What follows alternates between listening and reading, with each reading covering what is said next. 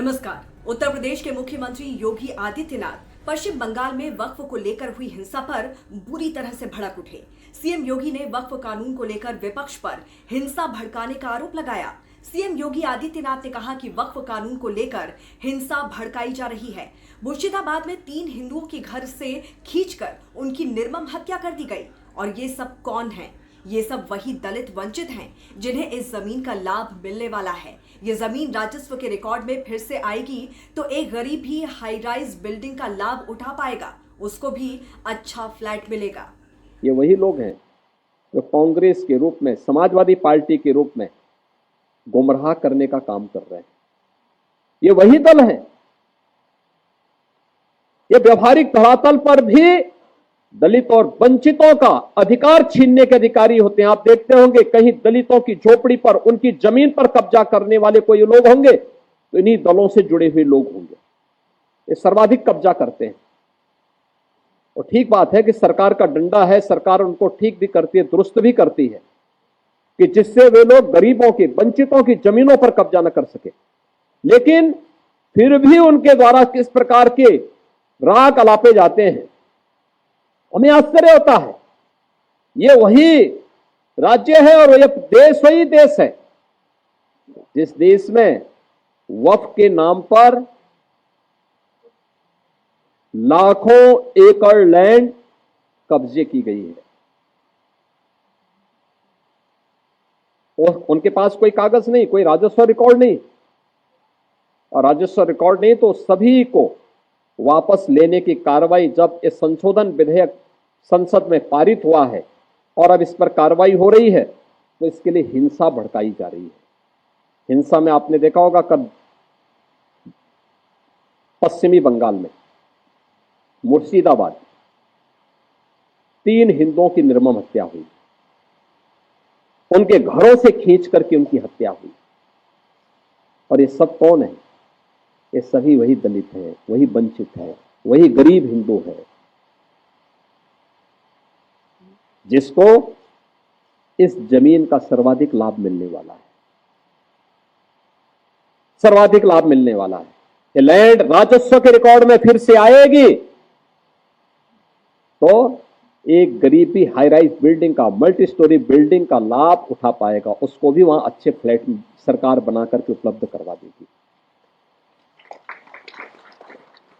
इन्हें भय है कि दलितों को, वंचितों को, गरीबों को अगर ये हाई राइज बिल्डिंग मिल जाएगी तो इनका तो वोट बैंक समाप्त हो जाएगा। ये गुमराह करने की इनकी राजनीति हमेशा के लिए समाप्त हो जाएगी। इसलिए लोग हिंसा भड़का रहे हैं, हिंसा का रास्ता अपना रहे हैं। आप देख रहे होंगे सिटीजनशिप अमेंडमेंट एक्ट पारित होने में जिसका लाभ सर्वाधिक पाकिस्तान, बांग्लादेश या अफगानिस्तान में जो वंचित हिंदू था, दलित हिंदू था, उनको भारत की नागरिकता देने का काम, जो किन्हीं कभी भी भारत में आए थे, 5 वर्ष पहले आए थे, उनको जब नागरिकता देने के कार्यक्रम को प्रधानमंत्री मोदी जी ने आगे बढ़ाया, इन्होंने पूरे देश के अंदर आंदोलन शुरू कर दिया, अभियान चालू कर दिया, बड़े बड़े आंदोलन किए, तोड़फोड़ की, आगजनी की। लेकिन सरकार ने भी दृढ़ता के साथ उसका सामना किया और सामना करते हुए आज इस नागरिकता देने का कार्यक्रम प्रारंभ किया है। कहां जाएगा? पाकिस्तान में, बांग्लादेश में पीड़ित हिंदू कहां जाएगा? और हिंदुस्तान की तरफ ही आएगा। दुनिया के अंदर कहीं भी कोई पीड़ित हिंदू होगा, वह आकर के अंततः हिंदुस्तान में ही आएगा और वह भारत में आकर के ही शरण लेने के लिए मजबूर होता है। लेकिन कांग्रेस और समाजवादी पार्टी या टीएमसी जैसे दल हमेशा इसमें बाधक रहे हैं और उन लोगों ने उन्हें दोयम दर्जे का नागरिक बनाने का काम किया, शरणार्थी के रूप में रखा। लेकिन भारतीय जनता पार्टी ने उन्हें अपनाया। ऐसे ही वक्फ संशोधन अधिनियम में भी इन लोगों ने वही हिंसा कर रहे हैं, धमकी दी जा रही है, फिर अव्यवस्था पैदा करने का प्रयास हो रहा है, क्योंकि इन्हें भय है कि और लैंड अगर राजस्व के खाते में वापस आएगी तो गरीबों को मिलेगी, हॉस्पिटल बनेंगे, मेडिकल कॉलेज बनेंगे, शिक्षा के अच्छे केंद्र बनेंगे, अटल आवासीय विद्यालय जैसे विद्यालय बनेंगे तो श्रमिकों की और वंचितों के बच्चों को वहां पढ़ने की आवाज से शुद्ध अच्छी व्यवस्था मिलेगी। इसलिए ये लोग उस कार्यक्रम को आगे नहीं बढ़ाने देना चाहते। बहनों और भाइयों, और जब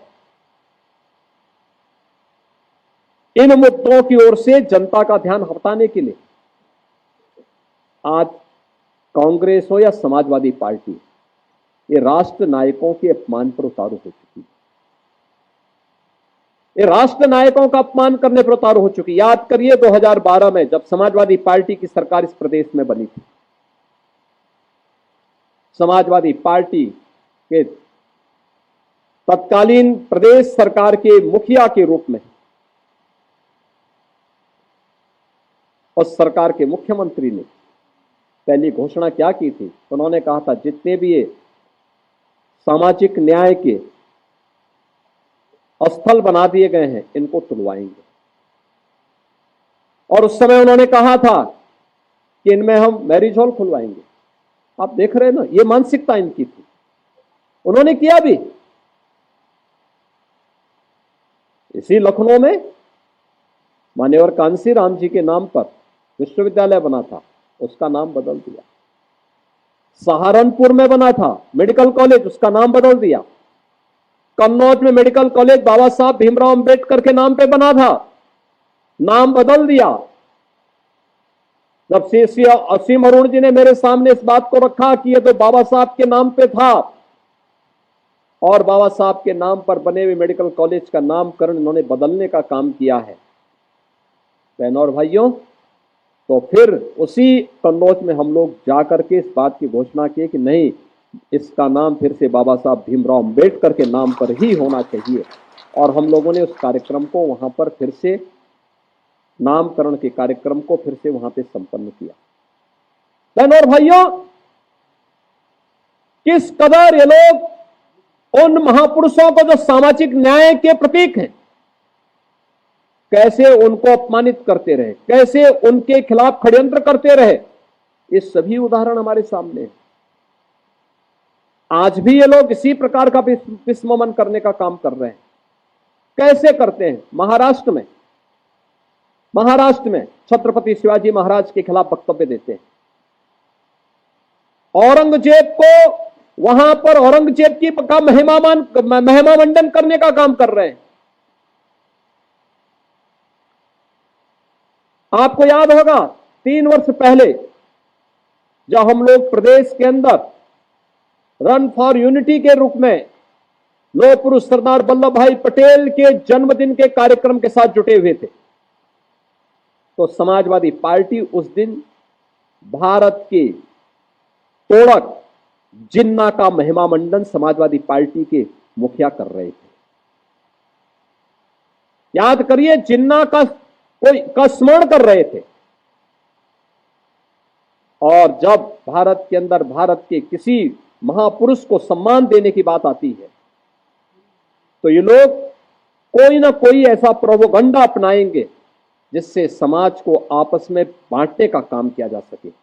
चाहे वह छत्रपति शिवाजी महाराज का अपमान हो, चाहे वह लौह पुरुष सरदार वल्लभ भाई पटेल का अपमान हो, और चाहे वह महाराणा प्रताप और महाराणा सांगा का अपमान या बाबा साहब भीमराव अंबेडकर का अपमान, ये उसी श्रृंखला का हिस्सा है जो कांग्रेस और समाजवादी पार्टी का डीएनए अब तक करता रहा है।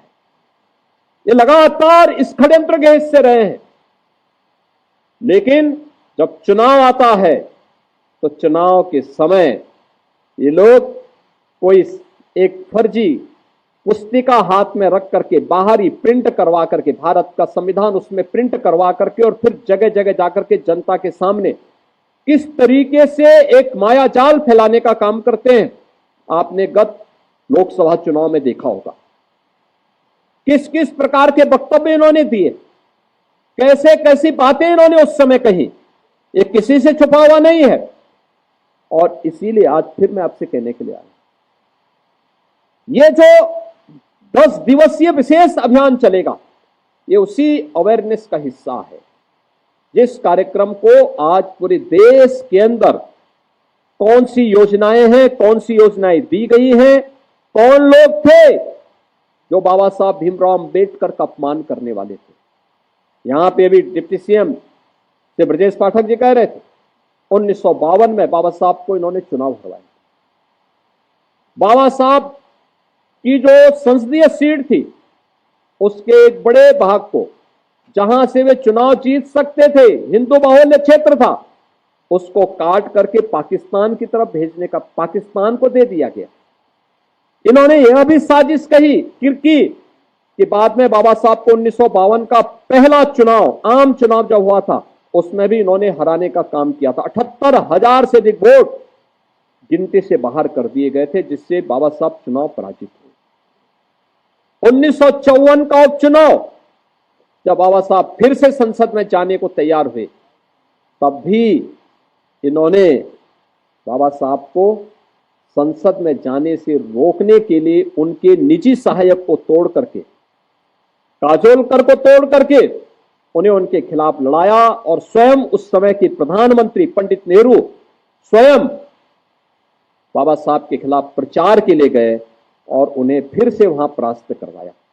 अंततः बाबा साहब के लिए पुणे की सीट हिंदू महासभा के एक सदस्य ने छोड़ी और फिर बाबा साहब फिर संसद में जा पाए।